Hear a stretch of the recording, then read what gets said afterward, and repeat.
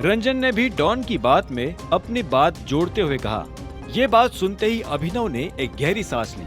वो जानता था कि सिर्फ भरोसेमंद आदमियों के भरोसे ही वो जासूसों को नहीं पकड़ सकता था। उसने अपने सामने खड़े उन दोनों लोगों को एक पल के लिए देखा और फिर उनके करीब आकर बोला, ये लास्ट वार्निंग है डॉन।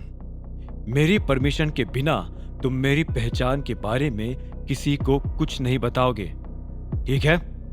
डॉन ने एक पल के लिए अभिनव को सख्त आंखों के साथ देखा और आखिर में धीरे से अपना सिर हाँ में हिलाते हुए बोला, जैसा आप कहे बॉस। गुड। अब ये बताओ कि तुमने उन सब लोगों को क्या कहा था जिन्हें तुम मेरे बचाव के लिए लाए थे? अभिनव का सवाल सुनते ही डॉन मुस्कुराया और बोला, मैंने उन्हें कहा था कि आप टाइगर के बहुत करीबी हो, हम दोनों से भी ज्यादा। ये सुनते ही अभिनव के चेहरे पर मुस्कान आ गई और उसने कहा, नाइस, लेकिन अब मुझे उस अरबाज की चिंता हो रही है। वो आदमी बदमाश है, तो मैंने लगता कि वो हमें धोखा दे सकता है। ये सुनते ही रंजन हैरान हुआ और बोला, हाँ, आप सही कह रहे हो, मुझे भी ऐसा ही लग रहा था। अभिनव ने आगे कहा, वैसे भी वो अपने धंधे में हमेशा बॉस बनकर रहा है। वो नहीं चाहेगा कि ऐसे अचानक से कोई आए और उसे उसकी कुर्सी से उठाकर बाहर फेंक दे।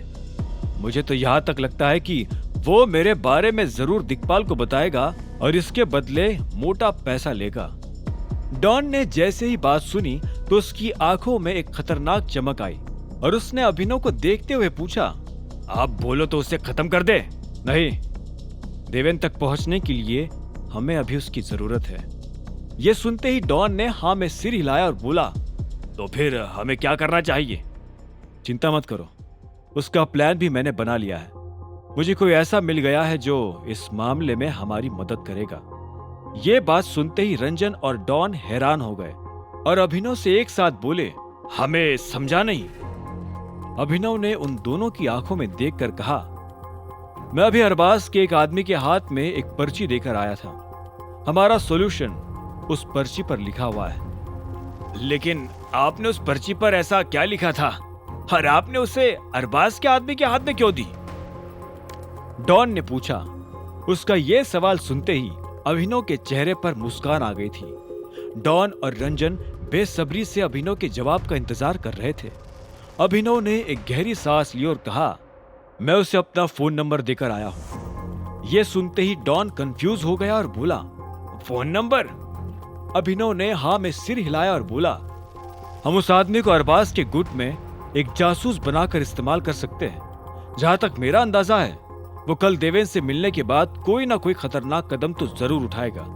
अब वो क्या करने वाला है, इसका पता हम इस आदमी के जरिए लगा सकते हैं। अभिनव की बात सुनकर डॉन के चेहरे पर भाव बिगड़ गए। उसे अभिनव की बात पर विश्वास नहीं हो रहा था। उसने कहा, मुझे नहीं लगता कि यह तरीका ठीक है। अगर उस आदमी ने फोन ही नहीं किया तो एक अनजान आदमी पर इतना ट्रस्ट नहीं कर सकते। मुझे नहीं लगता कि वो हमारे लिए अरबाज को धोखा देगा। उसकी बात को आगे बढ़ाते हुए रंजन ने कहा, सही कह रहे हो, लेकिन ये भी तो हो सकता है कि बॉस ने उसे इसी कारण से चुना हो। वो सब लोग बाउंसर्स और गार्ड जैसे ही तो थे। वो सब वहां अरबाज की जान बचाने के लिए खड़े थे, लेकिन किसी ने भी मरते दम तक अरबाज के साथ खड़े रहने की कसम थोड़ी ना खाई थी। उन लोगों में और हम लोगों में फर्क है। अभिनव को रंजन का ये जवाब सुनकर अच्छा लगा।